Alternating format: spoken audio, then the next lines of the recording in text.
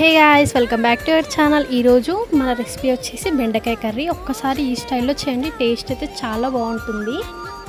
ఒక ప్యాన్ పెట్టుకొని ఆయిల్ వేసుకోండి. దాంట్లోకి కరివేపాకు అండ్ జీలకర్ర అండ్ కట్ చేసి పెట్టుకున్న ఒక ఆనియన్, అందులోకి పసుపు అండ్ అల్లం పేస్ట్ వేసి ఒకసారి మొత్తం బాగా మిక్స్ చేయండి.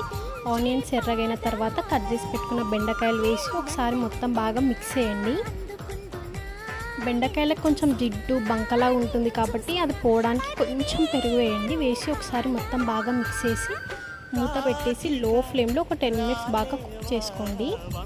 ఇప్పుడు దీంట్లోకి టొమాటోస్ అండ్ మీరు తినే కారంని బట్టి కారం, ఇంకా టేస్ట్కి సరిపడ ఉప్పు వేసి ఒకసారి బాగా మిక్స్ చేసి దీంట్లోకి కొంచెం వాటర్ వేయండి, కారం మాడిపోకుండా ఉండడానికి.